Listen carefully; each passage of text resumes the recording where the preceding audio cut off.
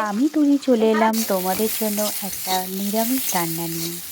আজকে বৃহস্পতিবার, আমরা তো বেশিরভাগ বাঙালিদের অনেকেই নিরামিষ খাই, আমরাও নিরামিষ খাই।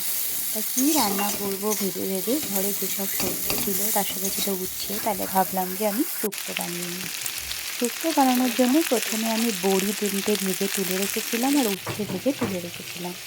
তারপর কড়াতে ফোড়ন দিয়ে দিয়েছিলাম তেজপাতা, পাঁচফোড়ন, রাঁধুনি, শুকনো লঙ্কা 3টে ভেঙে দিয়ে দিয়েছিলাম। ফোড়নটা ভালো করে হয়ে যাওয়ার পরে সবজিগুলো দিয়ে এই যে নাড়াচাড়া করছি, ভালো করে সবজিগুলো ভেজে নিতে হবে। সবজিগুলোর মধ্যে আমি সবজি দিয়েছিলাম হচ্ছে বাড়িতে যেগুলো ছিল বেগুন, আলু, ডাঁটা, শিম, একটু পেঁপে দিয়ে দিয়েছিলাম আর আধখানা কলা ছিল সেটাকেও দিয়ে দিয়েছিলাম। তারপরে এই যে হলুদ লবণ দিয়ে ভালো করে ভেজে নেওয়ার পরে বাটা মশলাগুলো যোগ করে দিচ্ছিলাম। বাটা মশলাগুলো কী কী বাটা মশলা দিয়েছিলাম বলো তো? বাটা মশলা হচ্ছে একটু আদা বাটা, একটু জিরে বাটা আর সর্ষে বাটা, এইগুলোই দিয়েছিলাম। আর একটা বাটিতে সেটা কিছুটা একটু দুধ, আমুল দুধ গুলে রেখে দিয়েছি, লাস্টে সেটা দেবো সেই জন্য।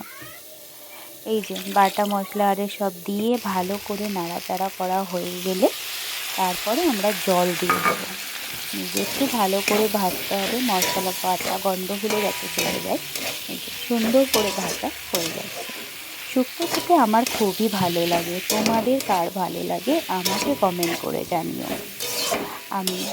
আর ভালো লাগলে একটু লাইক কমেন্ট করো, তাহলে আমার খুব ভালো লাগবে, আমি নতুন নতুন ভিডিও বানাতে উৎসাহ পাবো।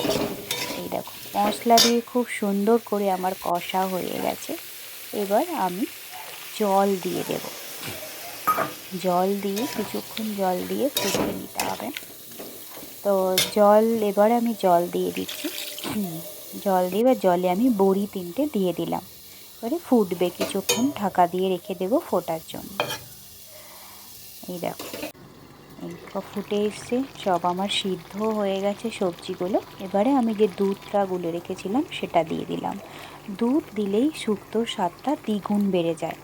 এই যে দুধ দিয়ে এবার একটু ফুটিয়ে নেব, আর ঘি দিয়ে গরম গরম শুক্তো রেডি হয়ে যাবে, আমি নামিয়ে নেব। তাই এই ভিডিওটা যদি তোমাদের সবার ভালো লাগে তাহলে একটু লাইক কমেন্ট করো। নমস্কার।